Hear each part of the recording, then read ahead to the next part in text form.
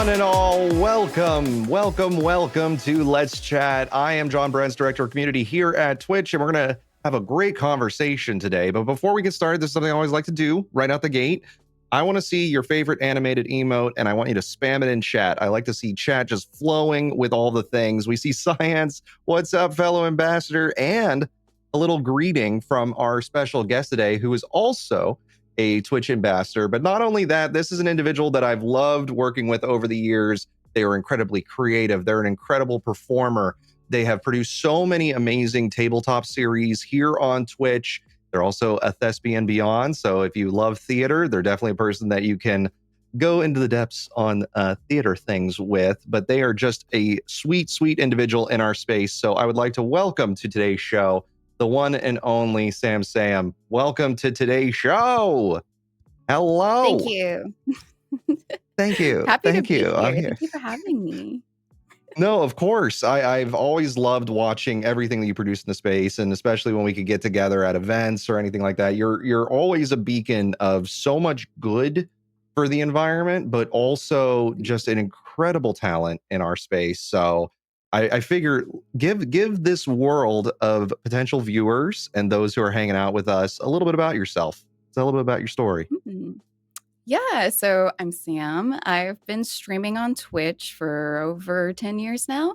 Going to be hitting 11 here soon, which is a little wild to think about. But I've had quite the journey on this platform, seeing it grow as well as transitioning into my own new set of events that I'm involved in, which includes a lot of industry work with veterans. That's incredible. So it's a wild journey when you think of like 10 plus years on the service. Like I'm 20 years into my broadcasting career at this point. And when I think of like the changes that have happened over the years and like how the service has evolved, the feature sets, all the things that are coming forward for creatives, what do you think is something like, if we look back at like your early era, you wish you had then that we have now? Oh gosh. I wish that we had the ease of collaborative work back then as we do now. It's not that it was so much difficult, but it wasn't so much sought after because people were individuals and not quite duo shows yet. Or as you had mentioned, I'm more so involved now with tabletop, which is a very collaborative part of the industry as well. And I thoroughly enjoy that aspect of change. Oh yeah, for sure. Now, well, I know, and this comes from like back when I was a full-time YouTuber, my success wouldn't have come without the collaboration element. Being a part of the 5 Second Film crew with SMBC, with Cyanide and Happiness, like if I wasn't a part of a collective, I don't Yeah. think we would have found as much success as we did. I guess how has like collaboration, I guess, benefited your career? Like finding people to co-create with or to bring onto the series, how has that helped you so far? It helped me a lot with my growth, I think as a person more so than just as a community growth aspect. That comes alongside with it. But being able to work with somebody and with a team to create some art in any aspect of the name. It could also be with video game streaming, as I used to do mostly Final Fantasy 14, which is a big MMO. So tons of players involved in that. And it made me realize how important it was to make these human connections that were integral just to making my heart happy, because I love working with people for people and being able to create a bunch of now role-playing stories alongside other creatives has just allowed for that outreach, I think, to be more expansive and more creative than it would have been just by myself. So when it goes to collaboration, I know that a question that comes up pretty often when I'm working with folks is like, how do I identify that this person is a good person to collaborate with? Or like, what are some of the factors that you look for in a performer or an individual that you want to work on a project with or bring onto a game and play alongside them? Even when I think of like running into some of the raids and dungeons and stuff that would be in Final Fantasy, sometimes you get the good pairing, sometimes you get the person where it's just like, where's my healer at? They are not helping with this run right now. What are some of the things that you look for? Are you Yeah. the healer that As I'm your healer actually having main, issues with? don't worry, I'm pretty decent, I think. There we I go. would Okay, take so care you're of at you. least covering my But lack of DPS and keeping yeah, me I've alive. got That's your good. six. There you go. There you go. There you So, go. What are some of the factors you um, look for in a person? Ooh, those are very different genres of collaboration when it comes to it as well. Because video game aspect is one thing. Because obviously you have your set in mechanics. Whereas when it comes to tabletop or Dungeons and Dragons or things that are more role play, so whether it be with dice or you're also doing a bunch of improv, it comes down to the show that I'm trying Mm. to produce as well. So if I know that it has more of a gritty, dark theme that we're going to hit on very touchy and difficult topics, then we'll make sure to look for those specific creatives who can handle that and also are versed in that aspect so that we know that everybody coming together has that same mindset of hitting these points. And it's the same with if I know it's going to be more lighthearted or something that is maybe perhaps new. We love getting new players in because what's more fun than trying to get introduced to something you've been trying to get into? So we'll have things that are Mm. more at beginner levels. So that's kind of how I look around for people. And obviously putting out these casting calls helps whenever people can give me their interests as well as maybe a reel or something that I can then gauge if they're correct for this project. Yeah, especially when it comes to like the gaming front. Like as you said, you're a healer, I'm a DPS. Exactly, rescue your friends from the AoE as Beefy just shouted out in the chat. Or rescue into. Beefy's a Obviously, part of my community. oh, there you go. Well, there you go. You're actually saving them from making the Maybe. choice of why are you standing there. But I think about like obviously with games, a lot of games are broken down into roles, and when you're playing, let's say for example, an Overwatch or a Final Fantasy, dictating what role you're playing or how you're approaching the game is a good way to message the audience of like this is the type of character that I typically run. This is what you can expect on my channel. That's a great way to verbalize it on the service and also showcase that you can use in tags and like when it comes to the tonality of storytelling based sessions, as you mentioned, there's people that bring to the table each of their different skill sets. So it could be a person who's really good with going to the depths of a gritty character. Another person is like, actually, no, I'm more of like I'm a cozier, I'm a soft spoken, I'm going to take Mhm. it from a different angle. And so finding ways as you're marketing yourself as a creative, it's incredibly important to sort of have that clarity of your breadth or the abilities of which you can bring to the table is something that Yeah. a lot of creators, I think, don't verbalize enough. I hear a lot like people will say, oh, I'm a variety creator. Well, what does that mean? What type of variety are you pursuing? Or if you're going with a genre, what genre and why is it important to you? Are there like tactics you have found, especially with some of your community members here, of like explaining, like, this is what I'm about, this is what I stand for? What are the ways that you've messaged that historically? Ooh, a lot of different ways. I think a lot of trial and error has helped me specifically, but I've been blessed with a lot of time in order to Mm. go through that trial and error aspect of it all. But a big portion of making sure that I guess the conversation is kept across on if you're trying to do any changes or dabble in other things that are interests of your community, but you haven't showcased. It's just communication, keeping that aspect open of, hey, I really want to try this thing that I've been interested in.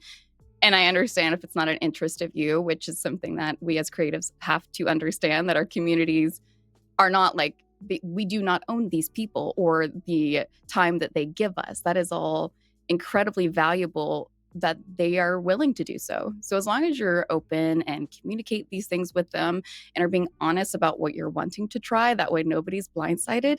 I think that it allows for that bridge of differences and new things to come together. Because as you were talking about, when it comes to trying different things, like there's variety, but being able to dwindle that down into I'm a variety tabletop creator, I'm a variety Mm. video game creator.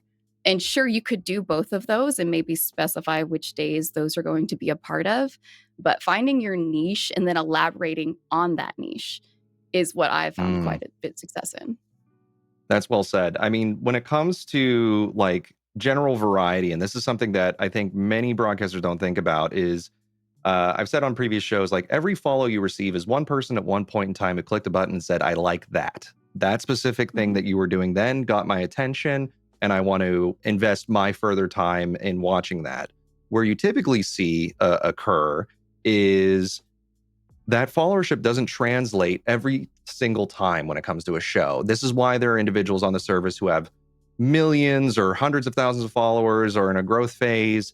And that set number of followers isn't watching every single show.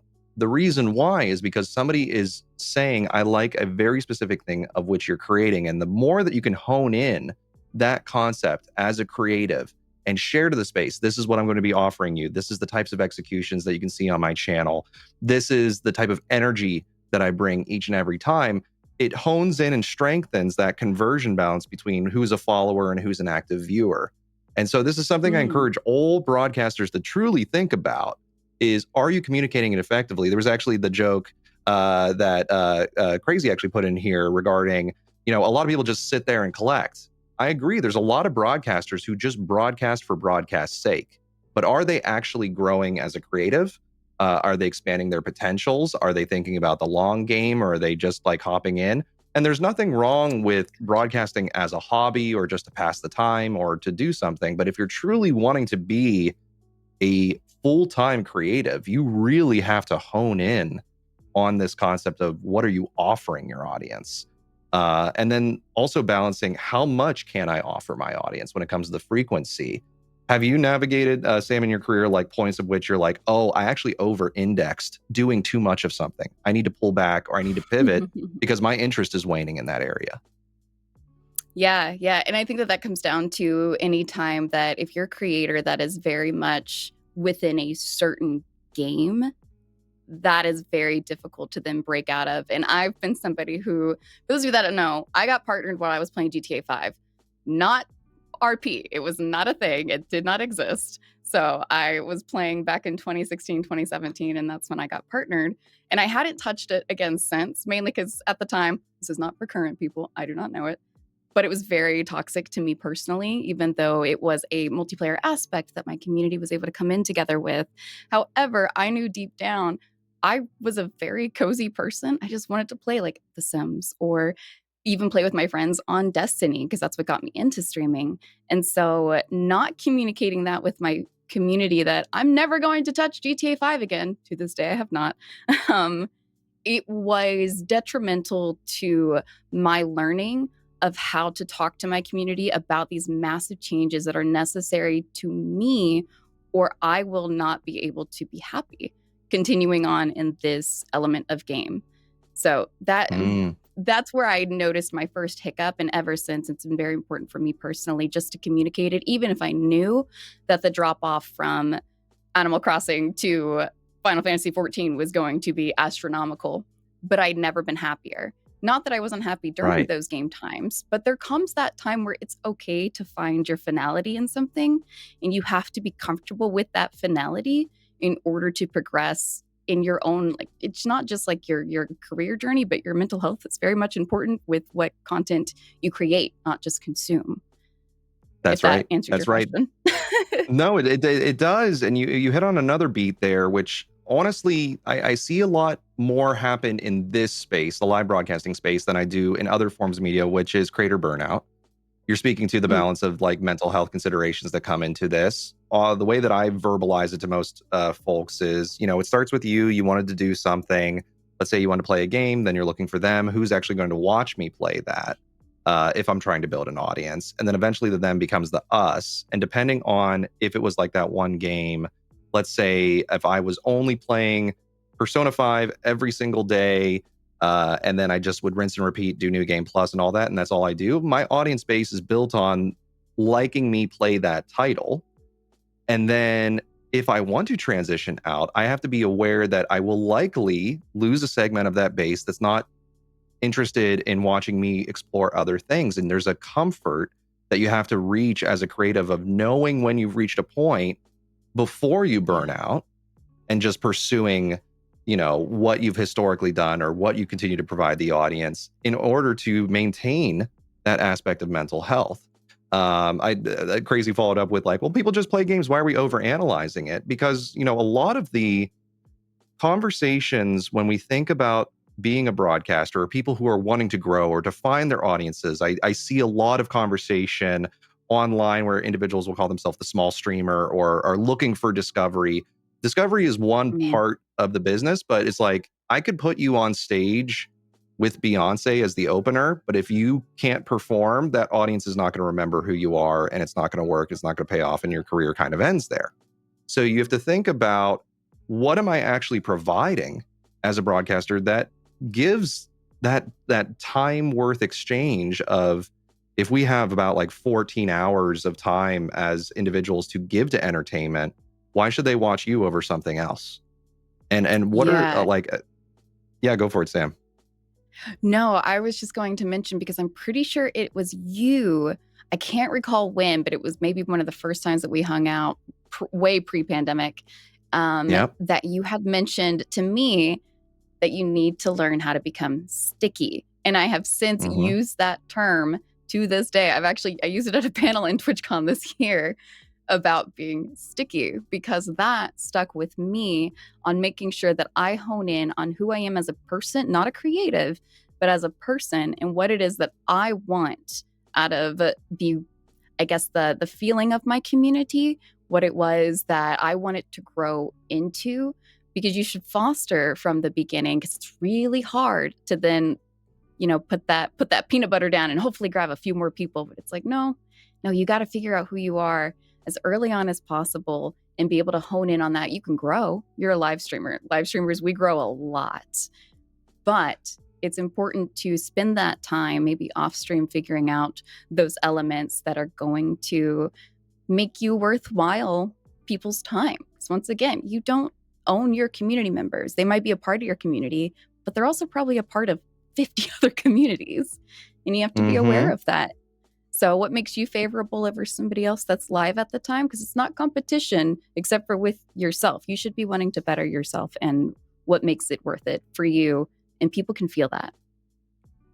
Let's speak about competition, because obviously that is a misconception, obviously, in the space when it comes Mm, to, oh, well, somebody might be stealing my viewers or something like that. Once again, like as you highlighted, nobody owns viewership.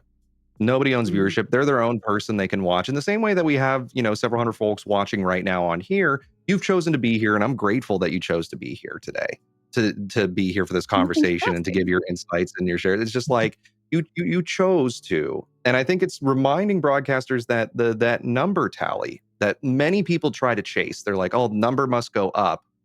Remind yourself of, if you have, I did this comparison on Twitter back when it was Twitter, which was along the lines of, it's our conversation right now. It's one-on-one. That's incredibly important to me. It's a meaningful conversation Yeah. that we're having. If there's one person engaged in the conversation, wonderful. If there's 5 people, great. That's a garage band, session. You got, 10 plus. Okay, you're starting to fill up my house, and I'll kick you out by 9. Like, it gets to 30. I would never put 30 people in my apartment. There's those things that you really need to start thinking of the numbers as Yeah. humans and time, because what you want to Yeah. provide to them is a great show and then a reason to return. So like when you're structuring your tabletop series, or like, let's say if you're DMing a session and like you're guiding the analysis there, and okay, we're going to do a 10 arc beat, or let's say a 5 episode series, like outside of one shots, how do you excite the audience to return to your show each and every time? Do you have any calls to action? Do you do a little teaser? Like, when do you know, okay, this part of the show is done, I'm going to save it for the next? Mm.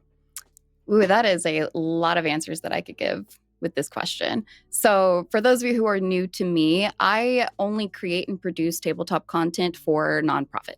So, I currently work for Wounded Warrior Project, which is a veteran organization.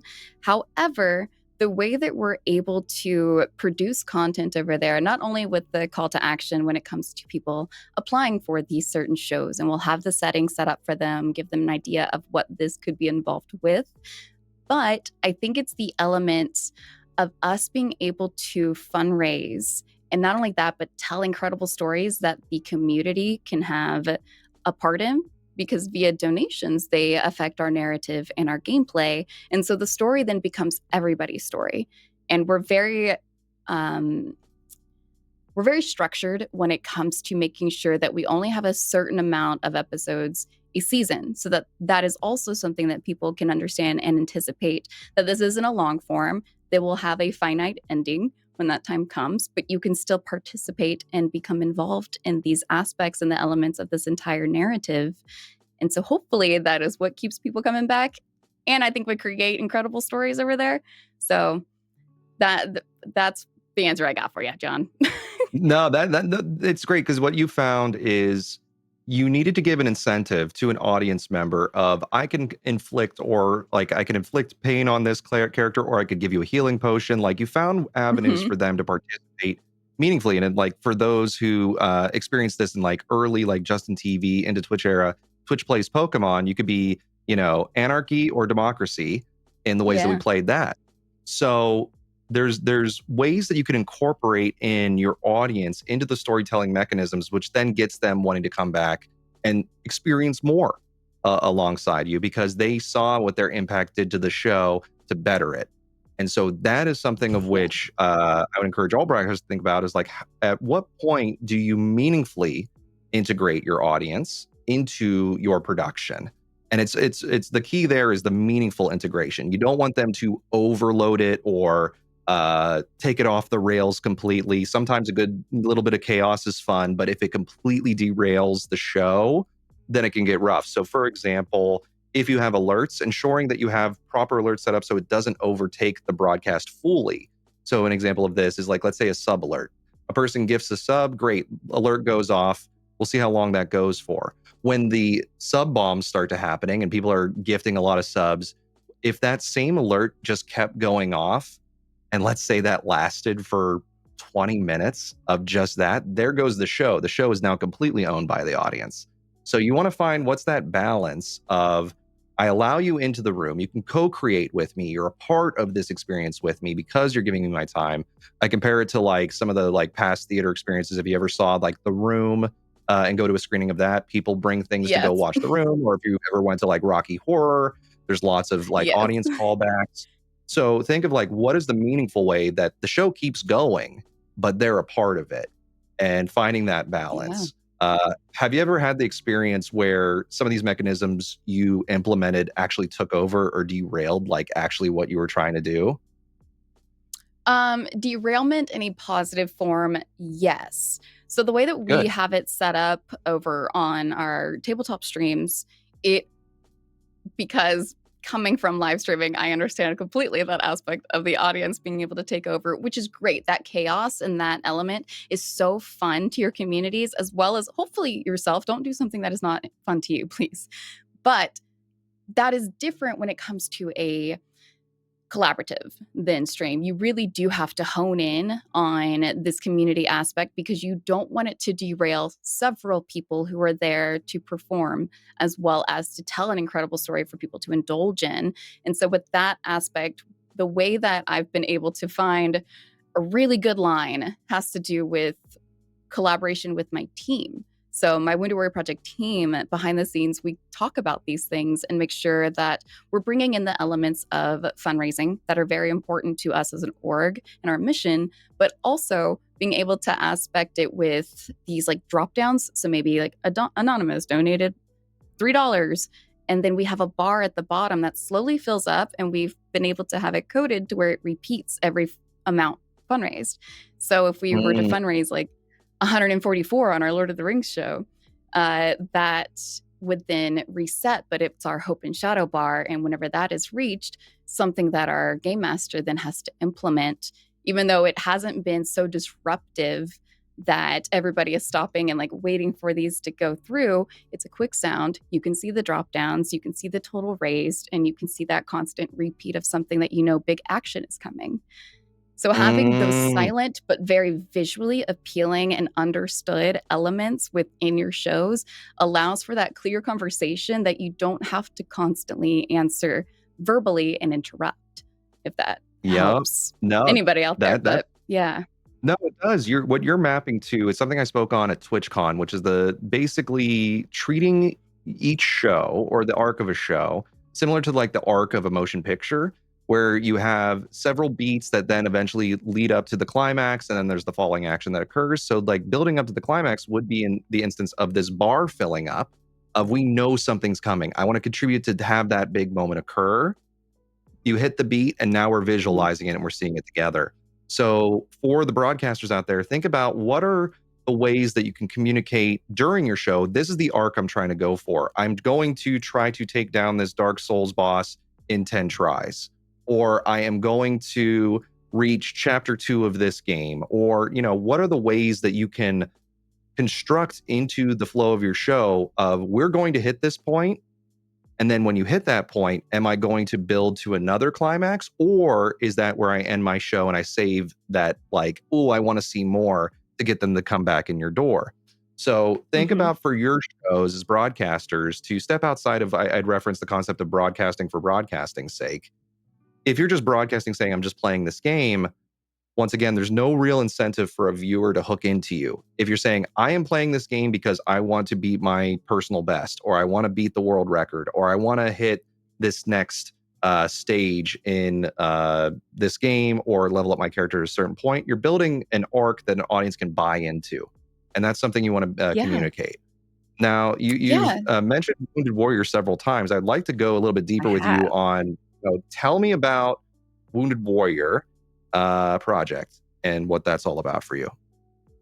Yeah. So, Winter Warrior Project, I have a very unique relationship with them because it happened due to live streaming. The people that were on the team that I am currently on now were actually former viewers of mine. And because of something happening live on stream for me with my family that was very public and very painful to go through, but they knew that my husband was a veteran, I was reached out to. And it just through circumstance, this position became open, and it was the easiest yes that I could have applied for in order to then be able to further the work that they so helped my family with during a public trauma, to now hopefully do that outreach for our younger demographic and our active duty, as well as our veterans and their family members. So we have all of these life-saving programs that are 100% free for them, and being able to showcase that through storytelling or different programs that we then bring to our channel on TTV Winter Warrior Project, we're able to hopefully raise a ton of awareness as well as those life-saving critical funds. So it's been a journey through live streaming and finding that balance and how to produce content, but also to make it purposeful and meaningful for my work as well as me as a person, and hopefully also my teammates. But I love yeah. it. I love it. And also, we're coming hot off of Veterans Day, which, thank you to all of our service members out there. If you have served, thank you for Yes. doing that. We went around yesterday making contributions to a variety of causes. And obviously, this cause is near and dear to your heart, obviously supporting you directly and then diving in. But what would you say are some of the skills that you developed as a broadcaster or as an independent creative that really, like, when that opportunity came to you of would you like to pursue this position, you were ready to dive in? What were some of those skills that you developed? Ooh, and this is advice that I usually tell on any and all panels that I tend to be on. Take every skill that you have learned via live streaming and put it on a resume. Please put it on your resume. You are a manager. You do take care of teams. You are somebody who is helping during, I can't think of the word right now, but if somebody comes in, de escalation of Mm, situations because you're live and that is so difficult to handle. You've got organizational skills, conversational skills, you know, how to do outreach for yourself, sponsors. But my core thing that I think really helped me on my journey into this next part of the industry and my career was specifically a team. Being able to manage a team, whether that be your moderators, but mine at the time was also, on top of live stream aspect, a team of other creatives. We had a small team of women who a lot of the stuff that we did was already charity work. I'd already produced and participated in fundraising aspects when it came to D&D and tabletop role-playing games. So being able to implement that into my resume hopefully translated really well. And then I've been able to just hone in on those skills, as well as now even furthering these outreach skills that I didn't know I had, or the collaborative effort, being able to be a part of a collaborative team while live streaming. And that includes in all the relationships that you have, the networking skills that you've been able to create and hone in on, has then been able to blossom here for me. So I love I've it. really I enjoyed love it. whatever I've been able to learn streaming to now be able to put into That my career. There's a great meme on TikTok that I actually saw last night. It was a person giving a business presentation for basically how they communicate their gameplay in Monster Hunter to corporate speech of I'm able to analyze high risk, high tension scenarios by preparing accordingly for each and every potential confrontation that may occur. Like they go through all of these like corporate speech things of how they associate it with Monster Hunter. But you hit on a lot of great points that many of us, especially if you're a broadcaster, even doing live Mhm. entertainment or even a show like this, I am the sound producer on my side. I had to set up all my like the camera work. I am the performer. I am simultaneously prompting for the questions as a producer. Like there's all these like aspects to what we do that typically would be teams of 10, 20 if you're on a traditional set, that we Yeah. are effectively handling all of those aspects. In addition to, we're also the IT support. I don't know how many times GeForce crashed on me yesterday when I was trying to do things. So it's like we're also the troubleshooters, and it becomes a meme. I'm on Urban Dictionary because of my early Justin TV era. If you Brent something, it's because I shut down the stream to try to make it better, but I actually make it worse. So there's all these like components to our roles that translate effectively to more traditional roles if that's something of which folks are looking for. If you're looking to progress in your career or you're looking to take these skills beyond, there are many ways that you can communicate all the skills that you have here Mhm. to there. Also, the more you broadcast, the better you become with speech, with navigation, with general production acumen. Like all of these things start to build up. And so Yeah. it's those aspects of focusing in on like what is the skill set that you want to add next to yourself and focus in on that. Yeah. Actually, here's a question from Twitch Zone, and I'd love to like go in since you are 10 years in your career. I've been a streamer for 7 years. Getting views is a lot harder, and trying to be a partner is more harder now than ever. So they're talking about the progression of bringing in an audience. Yes, there's a lot of content produced out there. Honestly, like I think now because of the accessibility of all of the tools, like I have my Stream Deck, I have my Go XLR, Yep. all of the additional bells and whistles, it's now at our fingertips and it's relatively reasonable in cost versus when we first started. Like the capture deck I had to hack together for my first Super Yeah. Nintendo broadcast, 2009 and 10. It was an awful device. And so it's very accessible now, which means more people create. What are some of the things that you would recommend as a broadcaster or as a Twitch ambassador to stand out with the crowd? We talked about obviously giving incentive for people to watch, but what are additional ways that people should consider to set themselves up for the potential audience that comes through? I touched a bit on it earlier, but the inclusion of making sure that you are becoming what you want to be from the beginning. So setting that in stone with this is who I want to be. Like if you want to be a family friendly creator, start from the beginning because it makes it easier in the end than trying to rebrand yourself later. However, it's so much more difficult to advise on any of the content creation nowadays because a lot of it has to do with shock factor. And I personally am Mm, somebody who is not a shock factor creator, and those are not bad things to have. However, it does seem to be the stuff that's very punchy and it grabs people immediately. But you have to then hone in on if you want to be a shock factor creator, you need to make sure that your content is always something that somebody remembers, not this moment that this somebody did this thing. Instead, it's Sam did this one thing at this time with this person scenario. So you have to make yourself sticky, even in that aspect. Even if you get the views, you got to get the knowings. But it's, gosh, I don't know, John. Actually, what would you advise? Because that is oh, something that I currently also am navigating sure, just as a sure. creator in general. Yeah, well, you hit on a good beat there around the concept of yes, there's a lot of shock factor out there, a lot of social media, a Mhm. lot of what I see or like if I get to Twitch in the morning, it's like okay, well, what happened? What happened, right? But it's like that's a shock factor element that then's lost in 24 hours. And if I was a creator who that was my intention is to get press by doing X or Y thing that may be questionable, then they have to keep if they want to keep the numbers going, they have to keep chasing doing something more and more egregious. And we see that happen with some folks in the space is they will go down the path of I want to do something that gets people angry or gets people talking in a manner that most social media supports, which is usually anger driven.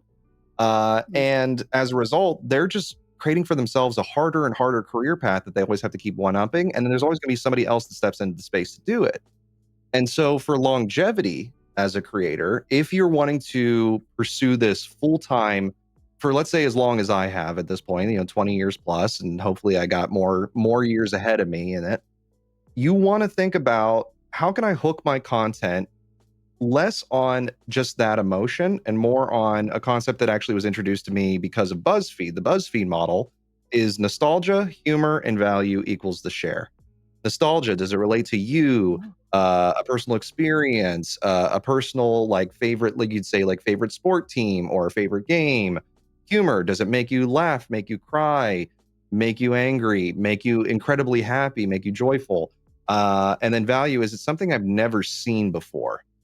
And I feel like the never seen before aspect is the one that actually gets the people in the door and maintaining interest in somebody, of like, oh, wow, they're doing something differently. So mapping your career path as a creator to what somebody else has already done, not going to land, because ultimately you're trying to not be yourself, you're trying to be them. And that's where the comparison models can come in. So I would say, think about what is the value of how you approach something uniquely specific to you that lands. For the humor aspects, I think there is potential for the greater ecosystem to lean away from the shock factor, from the fear tactics, and from all of that. It's just, that's something that does rile emotion, but there are other emotions that are equally as powerful that I think more people could lean into, that lead to success of them creatively. I think of the work of like what Cyndi Lauper has done over her career, to date myself with like who I listened to in the 80s, but like her work was always intentional to help individuals across a variety of human rights. And she was also an incredible performer. She would own that stage when she stepped onto it, but she would also own her voice and the ownership of, I'm going to speak for good, for the betterment of others. And so you can do the same thing with your content, but think of those three elements for yourself of, does my show hook into nostalgia, humor, and value being the harder aspect? So I would say Yeah. pursue it in that case. Don't fall trap to, if I do this thing or comment on this awful thing, that gets me the views, because you will never be pleased in your career. And this is coming from somebody who has had amazing highs and the low lows. You will never be pleased regardless of how many views you get. I have a YouTube Yeah. channel that has 12 million subscribers on it. I'm just chasing the next number at that point. And it doesn't mean anything. That number doesn't mean anything. What means something to somebody is what they remember, as you were highlighting, is, can you create something that is memorable in a good way for the Mhm. ecosystem? So when people look back on your content, they're like, wow, I really love that show. I always look back on, there was a show I produced with Germa 985. It was their dollhouse experiment, which was a full constructed set of, basically Germa was the Sims character that the audience controlled. It was an incredible show. How And I always look cool. back on that of like, wow, that's something we've never seen before. It was a commanding show here. That's something of which I reflect on, of like, I loved that production. Or when I think of like what Daytune does with their ghost hunting series, I'm like, I love seeing Mhm. their journey from start to now with all their different equipment they've now implemented and all of that. So even when you're creating, Yeah. like, I see brief conversation about clips, think about, what are the moments from my show that sends a message forward of nostalgia, humor, value, that then I can share outbound to get a positive response from audience potentially to come back to me. This is very like, this Yeah. is like logical stuff I'm throwing at y'all, but I want our broadcasters to think a little bit deeper about what you're putting out there. Yeah. Well, you were actually somebody who inspired me, before I ended up maneuvering my entire existence into now nonprofit work. I did an entire show that was about fashion. However, it Yes. wasn't. So, for those of you that don't know, you can create content that you might see that's pre recorded and still give it a live content aspect. And the way that I did that was actually through the encouragement of John here. Whenever we were chatting and you were just like, what is it that you want to do? And I was like, well, okay, this is a really weird concept, perhaps. But it was also right at the time of the pandemic where people were slowly coming back into in person events. And knowing that a lot of changes happened to each and every single one of us throughout the pandemic, that includes a lot of body changes and then financial changes. it came down to I'm somebody who loves fashion. However, I love pre-loved fashion, and thrifting became a massive thing amongst people, but it doesn't mean that pre-loved has to be something you still purchase. Pre-loved can be something that's in your closet and you just have not been able to figure out how to make it work for you now. And so I was able, you said D2, and D2 was actually one of my guests. I was able to go out with some friends and literally invade, with their permission, their closets and help them put together outfits that maybe they had not thought of. And you can still find this actually on my channel. It's called From Desk to Door. And I did a full season on that with each guest after we showed the pre-recorded content to talk about their experience in the live aspect of it, so that people could also have like an after action conversation with what their desires were. But I made sure in every intro that I focused in on how much bad is being done to our planet because of a lot of the fast fashion, and how much you have within your own means to do what you prefer in a way that is healthier for all involved. And that was really fun. It was a great series, and the message there too. Once again, if you map it back to the data comment that I had made, fast fashion existed because they're just like pump it out, pump it up, pump it out. You know, money goes up, money goes up, money goes up. If we just keep pushing out the things, they weren't thinking about like the aftermath. And in fact, they probably bake it into, you know, some of their like expenses or whatever to offload, but it does do a lot of damage. And so you have to think about, when it comes to your own production, am I producing, but is that of benefit to me genuinely of what I'm trying to create? Or is there a better way that I can intentionally approach the space with what I have available to me, the passion of which I have, and can I create something that resonates with, basically, we're all going through these considerations as cost of living increases and all of that. It's like, consider pre-loved items, like consider these aspects. And the same thing comes to content, is like, think of what you have available around you, including yourself and your ability and what you can perform with. How do I bring that to my show?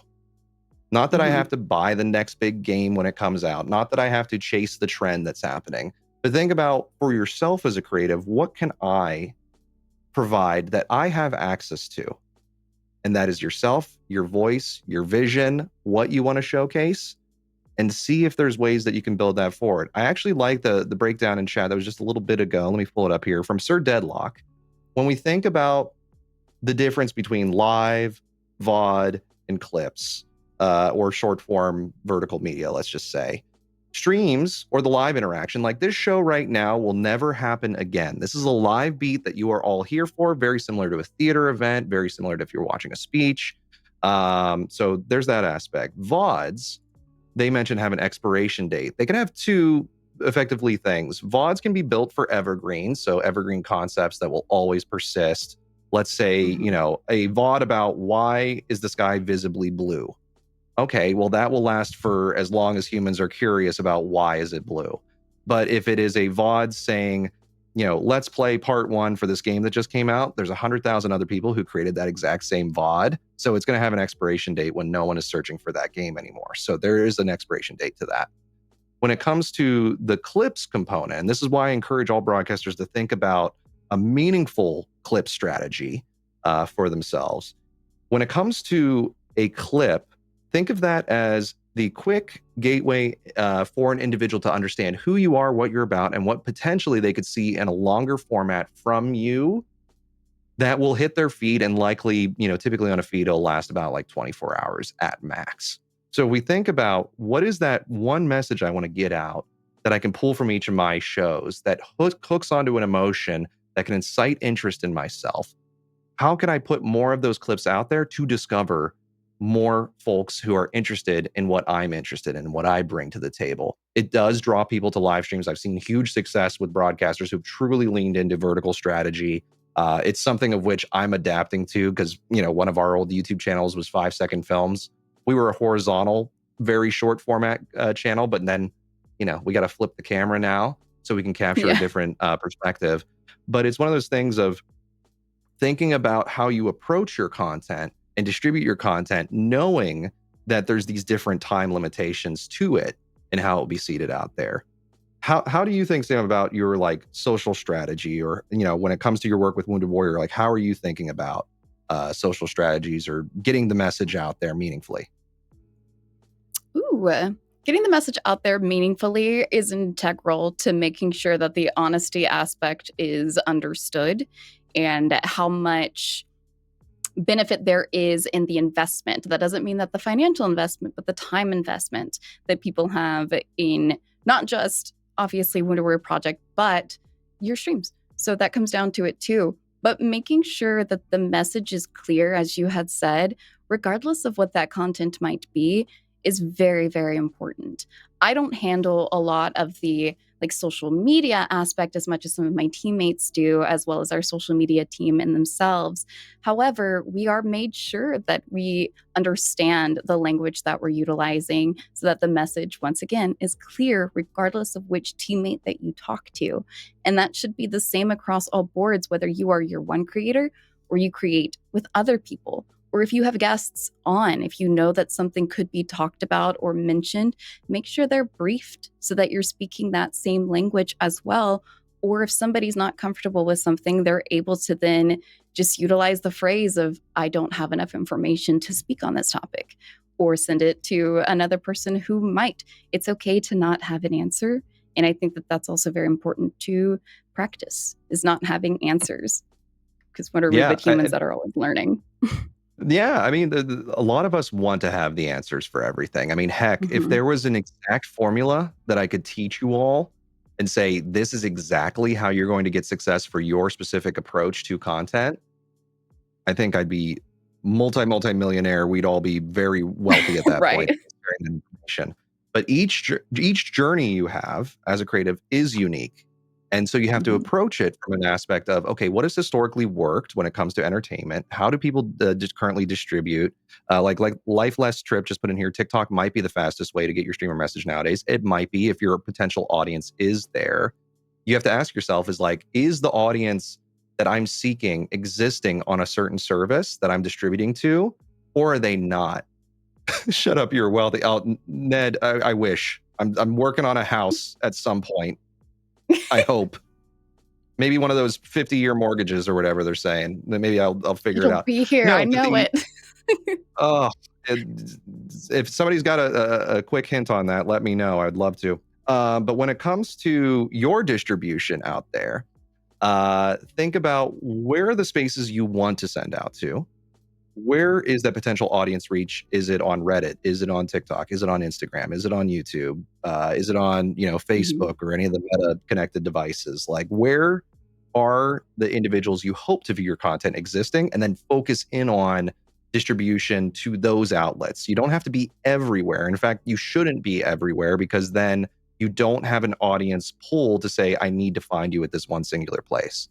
So think about like, Yeah. what are those distribution channels that work best for you and that you're able to sustain? Because when you spread yourself too thin across too many places, you can't keep up with the demand. At the end, similar to how we were Yeah. saying, putting on a show like this, I'm wearing multiple hats as a producer. You're the same boat as a creator. We Mhm. only have so much time then to feed into these other elements that are being asked of us. I do want Yeah. to ask you, like, when it comes to time management, because obviously you have a family, you're also, taking care of like all these aspects. Like, how do you time balance yourself of like, this is what I give to the creative, this is what I give to work, this is what I give to here? How do you balance all of these factors? I'm very honest with myself. And I think that that's taken a long time for that honesty to really not just come from my brain, but to hit my heart when it comes to how tired I am. As you said, you don't have to put content on every single platform. Do I have a social platform on all of these social platforms?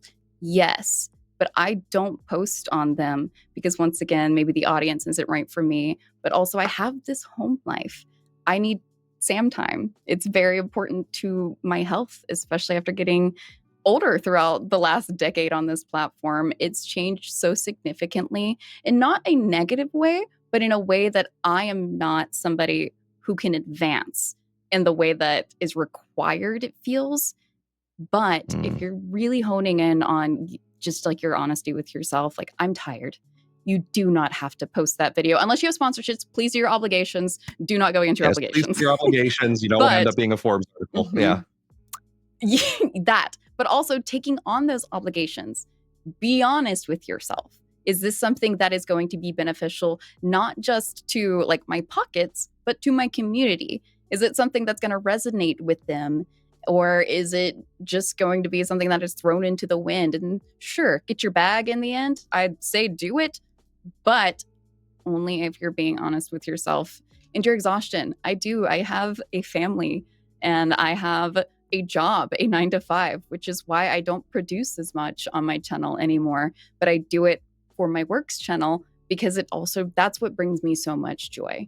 And knowing that my mission in life for myself is to uplift others, and it just makes it easier in that way, knowing that this is what I want. I don't want it for me.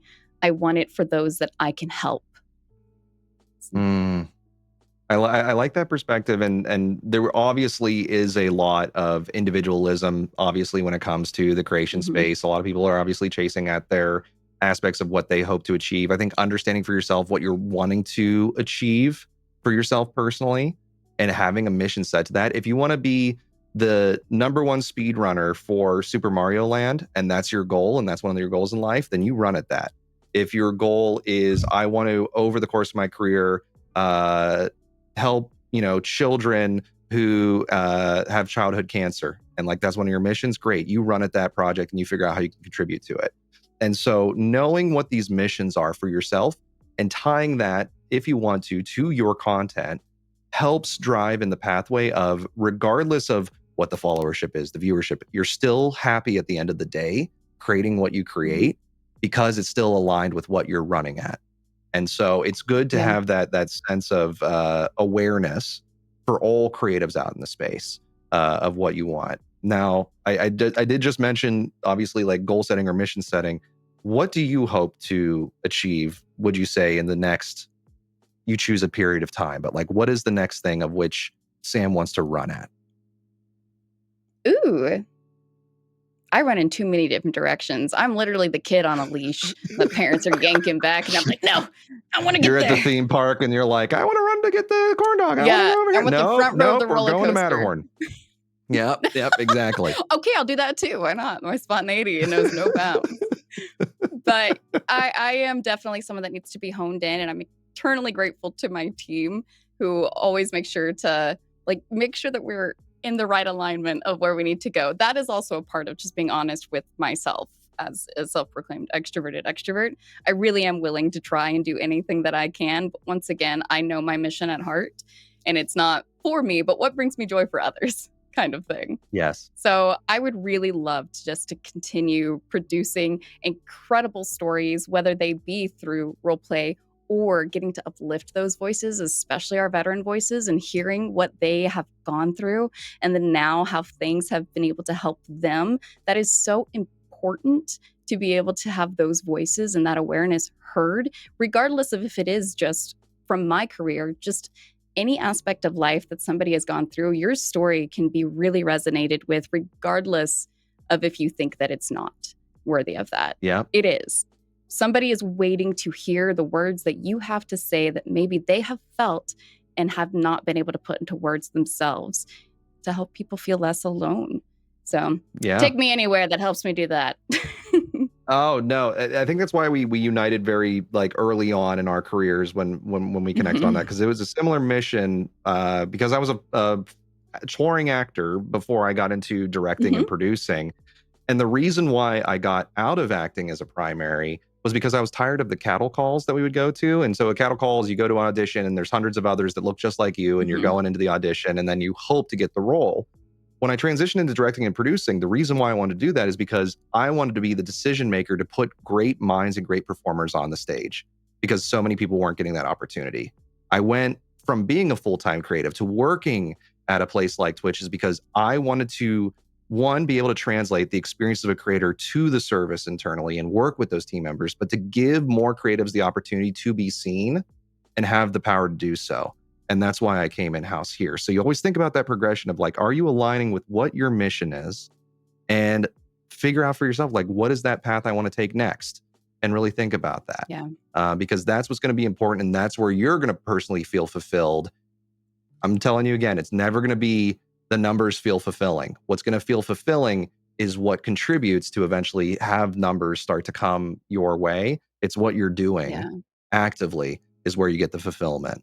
As we're nearing the end here, I want us to rate out from this channel to a broadcaster that you appreciate in the space. So I want to see, do you have anybody out there who's live, Sam, that you watch, you Let enjoy, me make sure or they're collaborate still with? live.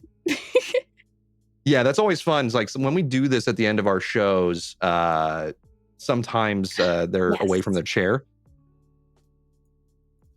Do You you want found me to someone? Yeah, type feel it free. to you, or where Yeah, feel where free would you to like me DM to? me on Discord. DM me their name, and we'll set up the raid here in a second. Okay. Oh, amazing. Okay, cool. So tell me Yeah. about Stella Luna. Yes. So Stella Luna is somebody that is within the TTRPG D&D space, and they've actually been the person that we have had create all of our overlays for Wounded Warrior Project. And also, they're an impeccable storyteller. They make sure to lift up diverse voices and minorities and are always speaking on these elements that are so important. And genuinely, one of the best people that you can meet. If you're at a convention and you come across Stella Luna, you will have the brightest day. So Oh, I love it. anything that I can do to love it. support them. Oh, that's a great shout. We're gonna do that. I'm also gonna toss you a shout out right now in chat. So make sure y'all give Sam a follow if you aren't already. They're absolutely incredible across all content. Do you have any streams coming up this week that we can tune into? Not on my personal channel, but you can catch the weekly jam on twitch.tv/Wounded Warrior Project, which is every Friday at 1 p.m. PT or 4 p.m. Eastern. And usually it's the weekly jam with JJ and Sam. JJ is one of my teammates. However, it'll just be JJ, but I will still probably be there around in chat. Or you can catch us on Mondays for Coast to Coast Coffee over there with my boss Jackie Green and incredible teammates. Or Tuesdays, we have our multi-award winning charity TTRPG, The Fourth Age, which is based 50 years after the War of the Ring in our next Imagined chapter of Tolkien's Middle-earth. Wow. Lots of stuff to watch out there, internet. Make sure you follow Sam. Check out Wounded Warrior Project as well with all the great that they are doing in the space. I loved Locked. You're at the channel, follow him. Unfollow another channel to follow Sam. Please fix this. Trust me. It is something that I talk with Dan about frequently. If we could flip a switch and make it happen, we would. There's more complications than I think you anticipate. But yeah, I know it's in conversation because you're not alone. There's many folks who are at that same thing. On my front, I'm actually pursuing the next phase of my career. In addition to Twitch, I am making a movie. I've worked on multiple features in my past as a director. This is my little self promo in there. I'm making a horror film out in Japan, y'all. So feel free if you're ever interested in like exploring that. I just put my link in there. But without further ado, we are going to start the raid prompt to raid into Stella Luna. So I ask when you join in there, send them all of the love, all of the emotes to the one and only Sam, Twitch ambassador, creative, and all-around genius. Thank you for coming on the show today. And to each and every one of you watching, I hope you have a great today and an even better tomorrow. And I will see you all very soon. Take care, everybody. We'll see you next time.